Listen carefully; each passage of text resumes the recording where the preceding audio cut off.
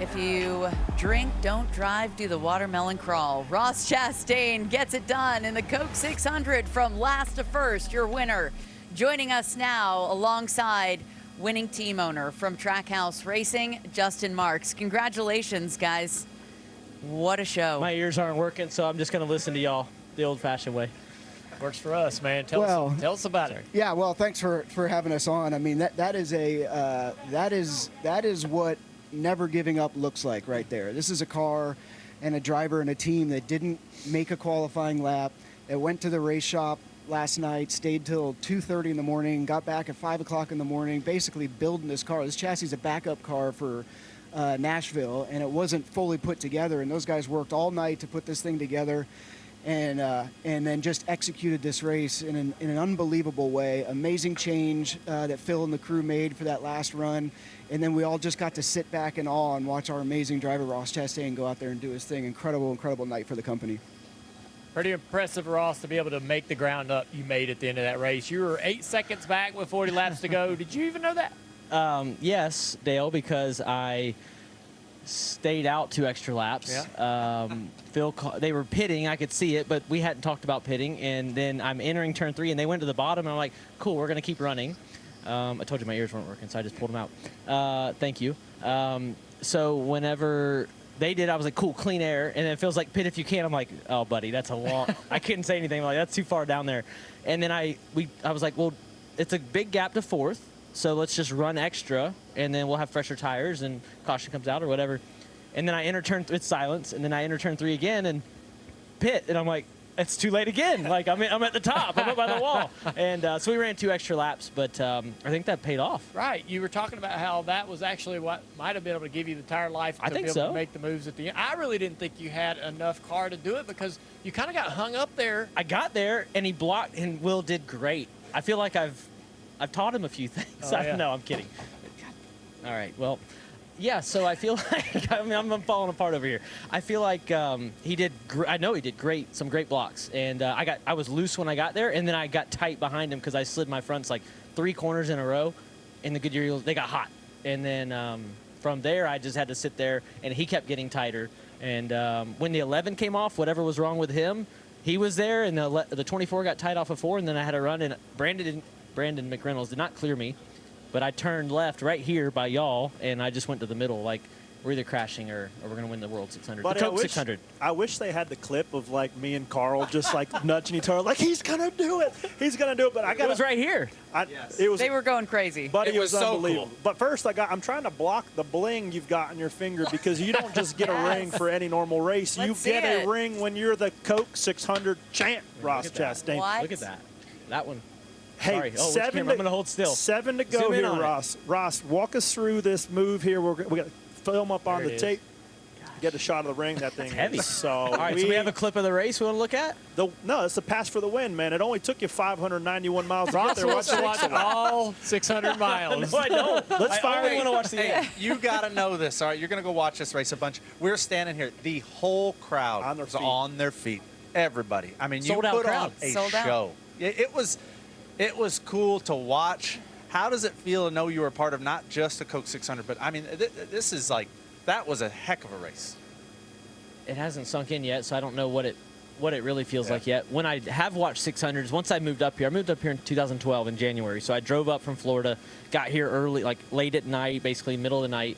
Like it was like frozen tundra up here to me. And then that year, I remember coming to the 600, and me and some friends, we came in, we sat right here at the end of these grandstands before the gap to the turn 1 grandstands, and we were like right out here. So to now be here, I'm having like flashbacks of that. And what does it feel like? I don't know. I mean, yeah, I went up and passed the 24 car in the Coke 600 to win it. I passed the 11 and the 24 car legitimately to win the race. So that is amazing. Phil Surgeon, the last adjustment, all night I'm like, I'm loose, but I'm tight. And we kept jumping back and forth. And then the last pit out, I'm like, you nailed it. Justin, when you acquired Ganassi, when you bought Ganassi, you had the pick of the litter with the drivers that you wanted to get. And it was very clear that that was your #1 pick. Now, tell me why that is. It's pretty clear now, but was it then? Well, I mean, I think as I was able to think about 20 years as a professional race car driver myself and reflect on those 20 years and go, what were the attributes that made the greatest drivers that I was teammates of or I raced against. And it boiled down to the fact that I think the greatest race car drivers are the ones that have to overcome odds in their career to get where they are. They have to overcome odds. They have to fight and grind. They have to just find a way. And Ross is one of those guys that had to find a way. I mean, he moved. We tell this story a bunch. So Ross moved up to North Carolina. I got fired from my truck ride, and he came to my house and gave my wife $200 to buy my LaJoy seats to put in his truck. Hey. And he got in that truck and had the best finish of the year. His first time in that truck, the first time he drove it. And then we just created a friendship. We raced against each other. I big fan of his. Followed his. All of his opportunities as he came up through the ranks, and obviously got the opportunities with Ganassi. And they were at a test when we announced it. They were at a test up in Dover, and he got out of the race car at that test and read the news that I'd acquired it, and he sent me a text message, and it just said, "I want this." And I said, "I know you do, and you got to be patient with me until I get all these pieces together." But Ross is the guy that when I look at that, he's a fighter, he's a scrapper, incredible talent, great human being, and a great story. And those are the kinds of things we want to track out. You know what else he is? He's a Busch Light drinker. Yeah. Let's go get some more here because I want to do. You're the toast of the town, buddy. You deserve a drink. You already got a big stovepipe right there, but I want some. I want to drink some beer with Dale Jr. too. I've never been able to do that. You drink beer, Carl? It is beer. I'll have a drink of beer You tonight. will? Okay. Absolutely. David Farrow, our car chief, so he stayed up till 2:30 at the shop, left at 2:30, drove home about 40 minutes, for it. and then was back at 5:30. He has been sober, I guess, not drinking. Not that he had a problem. He just was like, I'm not going to drink. He just had a Busch Light with us in Victory Lane. And he told him this morning at 5:30, if we win, I'll have one beer with you. Well, he's going to have a couple more. So let's start. All right, with, boys. Let's do it. Put them up. Cheers. Cheers. Hey, Ross, I know that fans are not a problem. give me some For of that, you. Ross. Ross Here we go. Chastain. To the World 600. Ross Chastain has some of the best merch sales in all of NASCAR, but I think we've got the president and vice president of your fan club. We pulled up the clip. Here's Corey and Carl when you were good. okay. We're gonna come back to it later because up next I think we have Feel the Burn. Is that right? Danielle, we got a special segment All right, let's see it. because I love a good celebration. So I've had the people at Amazon make me a board of my top 5 Burnout Power rankings, and we're calling it Feel the Burn. My favorite Burnout of the year was Denny's in Martinsville, right? It does the entire lap, burning out. It was a really sweet burnout. So I'm going to rank them for our 5 prime races. Buddy, I felt like I was in it with you. And so did the 75,000 people here. They were on their feet. They were cheering. You did one added bonus point for the reverse victory lap Alan Kowicki style. I've never done that. Classic. I just felt like this race deserved that. And what Alan meant for the sport, that it like rings in my head at the big races. What, like down the backstretch when it's like calm and it's just you and your thoughts. I wasn't calm. No, were you losing your mind? I could see the fireworks going off. I swerved at one point. It was bad. Dude, it was so. And then you grab first gear. Second. You grab second gear. Second. Did you grab third gear? No, I thought about it. I didn't want to get greedy. Okay. We don't have that much I power. got your name here, Charlotte. Buddy, since it's our first prime race and you put on a hell of a finish, you are now a Crown Jewel winner. You're going to the top of the list, Ross There we Chastain. go. He won. Ross Chastain felt the burn here at Charlotte. I'm going to drink some more beer for you. Hey, you said you love legends, you love stats. I got one for you, Ross. You are now the first driver ever in a Cup race to win from the last place starting position since Bobby Allison did it in 1969. That's incredible. We just lost Bobby. I was talking to Mr. Donnie Allison and Miss Allison at Talladega a few weeks ago, and I met Bobby when I was 14 up at Ken Adams, the Melvin Joseph Suite up in Dover, Delaware. My uncle had bought some sweet passes at a watermelon auction at the Mardell Watermelon Association annual convention, and he gave them to my dad and me because we were the race fans. My uncle was not at the time. It's so funny because now my uncle and my little cousin JT is racing all across Florida and Georgia. But I got to meet Bobby that day, and for some reason I told Ken Adams, I'm going to race here one day. I had no idea that I was going to do it, but that's my first Bobby Allison story. I have several since, and I actually got to, at Leonard Wood's 90th birthday this year up in Stewart, Bobby came up there, and that was the last time I got to see him. So That was a cool day.